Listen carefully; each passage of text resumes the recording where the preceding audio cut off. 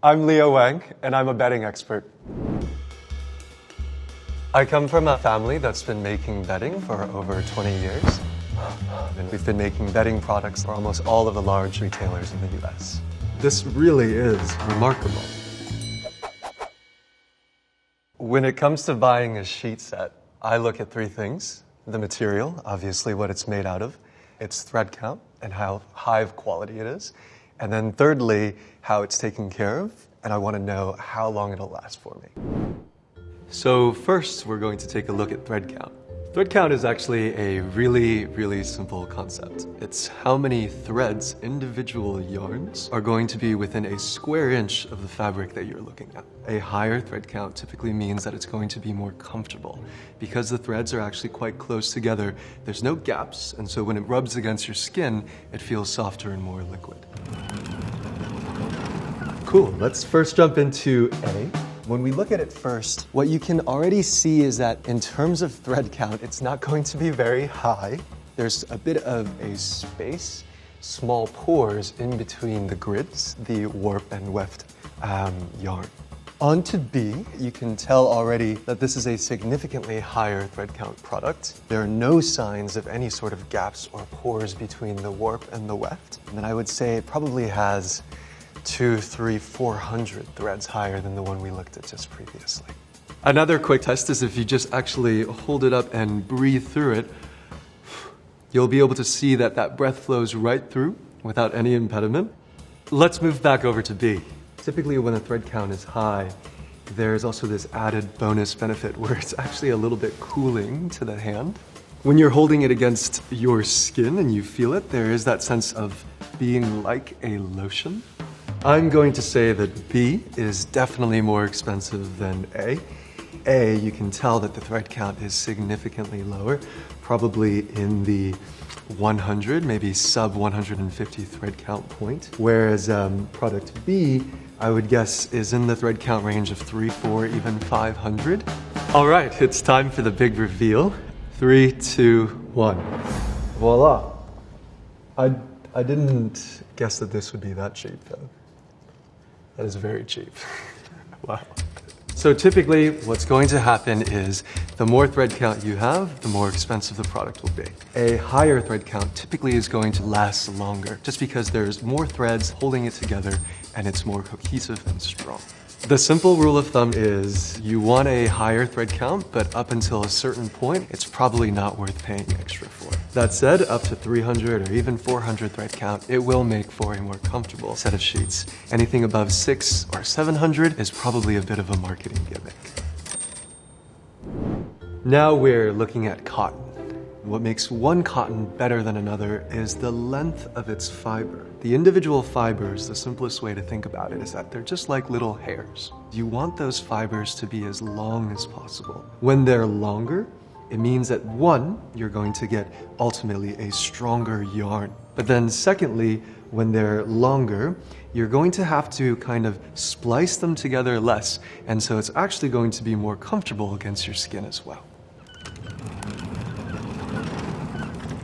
Almost immediately, I can tell that the fabric in A has a bit more luster to it. It actually feels softer. Visually, you can tell that it almost has a bit of shine to it, like a satin quality.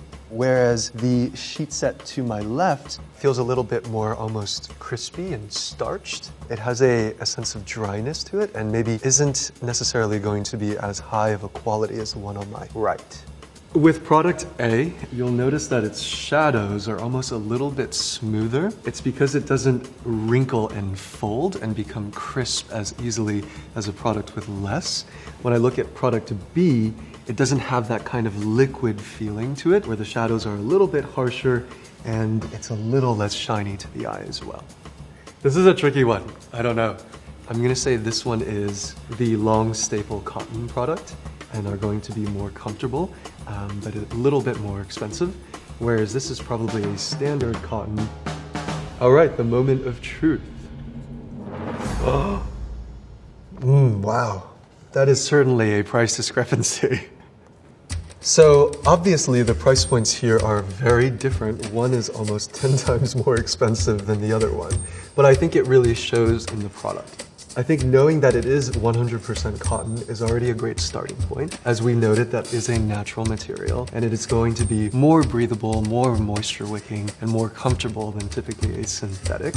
Knowing that this is a longer staple Egyptian cotton product, I would be more willing to bet that it's going to last longer and be a more comfortable product for day-to-day use. Now we're going to take a look at weave. When we are talking about weave, we're talking about the way a sheet set is constructed. A sheet set typically is a woven sheet of fabric, and the way it's woven together is you take yarns that run horizontally and yarns that run vertically, and you run them over and under one another.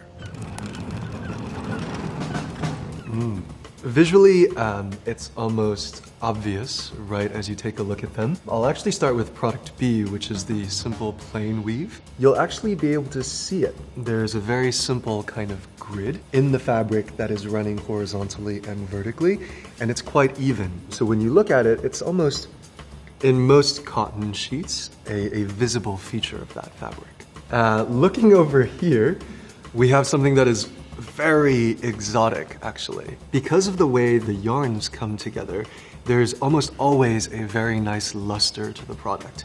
There's going to be a greater play of shadows and design, which I think that ultimate buyer looking for the most luxurious design is going to be looking for and paying for. When you're going to try and produce something this complicated, why it's ultimately so expensive is because a fine yarn is easily broken, especially when you try to do very complicated things with it, like shooting it across, jetting it across via air, across a loom in a complicated array. This means that in order to produce this sheet of fabric, it probably took twice, maybe even 3 times the same amount of material it took to make this one, simply because of all the breakage involved. What you have here is, as far as a weave goes, probably one of the finest products available. I would say that product A is certainly more expensive than product B. Product A simply has a weave that I know someone spent a lot of time and effort into programming and ensuring that it came out efficiently from a loom. A pretty sophisticated level of artistry, I believe. Let's reveal them. Product A and product B. Wow. You guys didn't skimp on this one. I'm laughing because I'm not actually sure I've ever come across a $1,450 sheet set, but this really is, when I was just observing it, remarkable. I didn't think you guys were gonna go that hard, but you guys went hard on this one. Weave is actually really simple. At the end of the day, it's mostly a design element that furthers the visual appeal of the product that you're using. If you're just someone who's looking for something that is long-lasting and really comfortable, you probably don't need to shell out extra for it. But if you are someone who is going after a more luxury look, then you can look after something like this, which has an extraordinarily special weave to it. It is essentially a woven form of embroidery, and then the technical term for this kind of weave is jacquard. But at the end of the day, a percale weave is actually the most breathable. This time we're going to look at materials. When it comes to bedding, there are a few broad categories of material. They're going to be your synthetic materials, such as polyester, and then your natural materials. This is anything from cotton to linen to silk and so forth. Natural materials are going to cost more than synthetic ones, so the typical ladder up in terms of price will probably, for sheets, start with polyester at the bottom, and then cotton above that. Then even further, you'll hit linen, and after linen, you'll get into silk. So let's take a look at these two products here. I can already tell that they're both very high quality materials. I'm almost certain that product A is a linen. It has that kind of very natural, almost rough spun and organic looking weave. There's going to be that sense that, oh wow, these are actually made from fibers that are 5 inches, 6 inches, 3 to 4 times longer than the typical cotton fiber. You're also able to tell that this is a linen because it has a linen weave. A linen weave is a unique weave which actually looks like little loops. When I look to my left at B, I can almost immediately tell that this is some sort of silk or faux silk. It has that incredible silk luster, which is best described as kind of opalescent. Without touching it, I wouldn't be able to guarantee or promise if it's real silk. Let's start with A. So with linen, it has an incredible property where it has a little bit more give and take than cotton. It stretches to some extent, and it'll then compress to some extent in a way a cotton sheet will actually, by comparison, feel so rigid.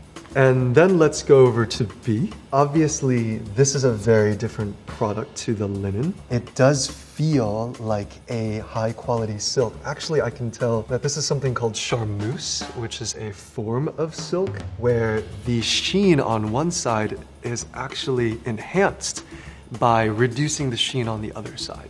These products are both in the luxury class, so they're both going to be quite expensive. Ultimately, I would have to gamble on the silk being a little bit more expensive just because the process of making it is that much more involved. Okay, let's unveil them. A and B are $249 and $500. I would say that actually both of them are a good deal for what you're getting. This linen sheet, I wouldn't be surprised if other brands were marketing it in the $300 to $400 range. With the silk over here, again, I wouldn't be surprised if this product in other brands or retailers were priced at $700, $800. This charmeuse format of silk is, other than in sheet sets like this, seen in dresses made by Versace. In summary, linen is going to be probably the longest lasting material that you can purchase.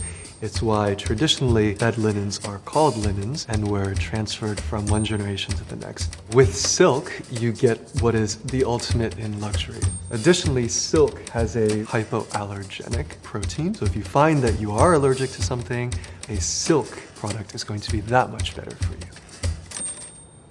Now we're looking at how technology is used in fabric and sheets. When we talk about technology in fabric, what we're talking about are different materials and material science that people in the textiles industry have developed to help enhance that product's ability to be either warmer, to regulate your temperature maybe, all of those kind of product functionality points that we care about. Let's start with B. There's almost nothing about it visually or physically that will distinguish whether it uses a fabric technology or not. I believe B is a sheet set made by a brand called Newsleep because it also has their signature sateen weave, and I can tell that actually part of this is a natural, probably eucalyptus-based fabric as well. They borrowed a technology called Outlast from the performance apparel space, commonly used by Adidas in their training gear. Originally, NASA developed it for its astronauts. Taking a look at A, this product here is a sheet set that is very comfortable. It is, I believe, 80% polyester and 20% spandex. It's knit, so it kind of feels like more of a t-shirt than like an Oxford shirt. And it has that kind of stretchiness that is kind of comfy when you're in bed rolling around. A markets itself as a technology-based sheet set, but in fact, it actually, to the best of my knowledge, does not have a real technology or material science-based technology in it. It's a bit of a sham, to be honest. It's a bit of a sham. Polyester and spandex are comfortable, but polyester as a performance apparel material is not actually one of the best. It ends up being not breathable and traps heat. I would say that these two products are priced comparably. I would imagine that they are both in the $150 to $200 range. Should we find out? Oh, surprise, surprise. I actually think this discrepancy is reasonable and justified. When I look at this product, it actually does come with a scientifically backed and research-proven technology. I would also bet that it is more comfortable and will have a longer lifespan as well. What you want to keep in mind when you're purchasing bedding is, of course, that technology can be really, really valuable to you. For example, that it's more temperature regulating or that it's hypoallergenic. You'll want to look for a specific technology that actually backs that up. At the end of the day, when you're looking to bring home a new set of sheets, you want to consider what its materials are, if it has some sort of technology. The world of sheets is really, really broad. There's so much out there. And no matter what your budget is or how much you want to spend on it, there's a lot for you to explore. So have fun finding what's comfortable, what soft means to you, what you want out of a pair of sheets.